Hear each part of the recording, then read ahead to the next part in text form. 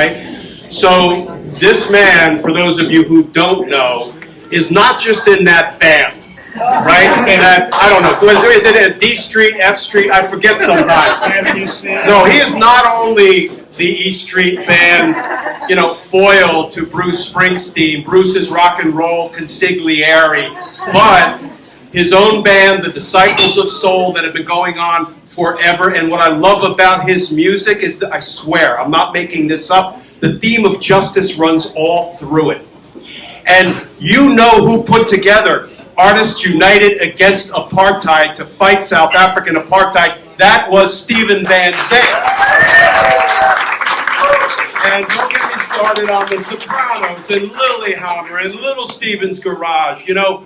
Frankly, what the world needs is a little more Little Steven. All right?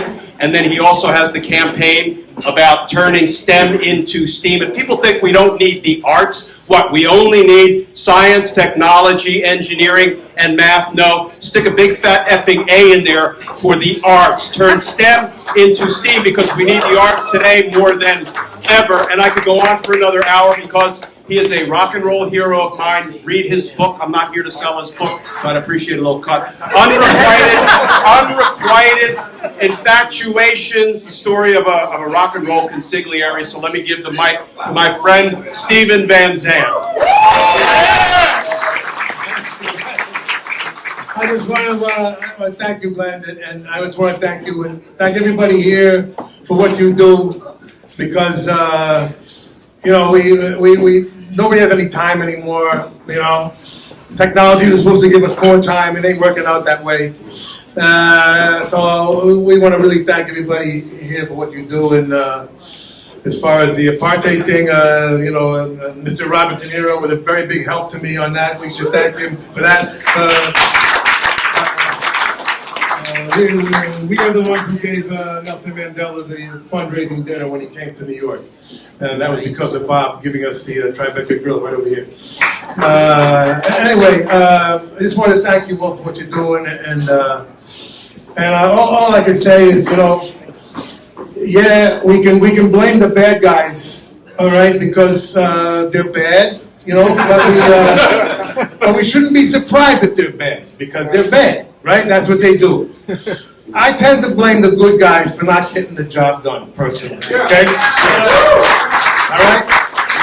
I'm more pissed off at the DNC than I am at anybody else, frankly, okay? How are you going to win races when you only contest a third? All right? Somewhere between a third and 2/3 of the races are not contested in this country, all right? And that's insane. I mean, how do you expect to change anything?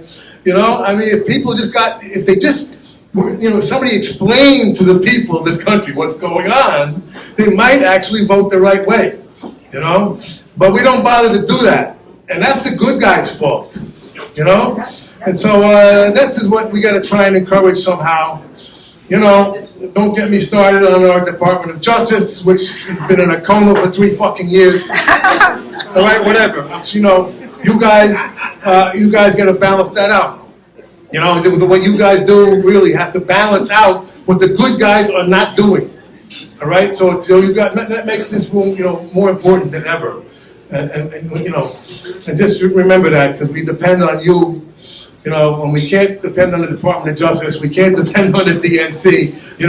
Who are we depending on? And that's why everybody's getting so depressed. We're like, where are the good guys? Where are the tough good guys? All right, that's what I want to know. Right? Well, they're in this room, right? Right there. Right here. That's what we need. We need the tough good guys to stand up and get the job done. Because the bad guys are not going to change. They're going to stay bad. But there has to be consequences for the fucking crimes. Yes. All right? There's crimes all over the place and there's no consequences. So what happens then? Things just get worse and worse and worse. So anyway, let's try and, we try and focus on let's try and encourage the good guys to actually do their job. And maybe things will start to change for the better. Anyway, thank you all for what you do.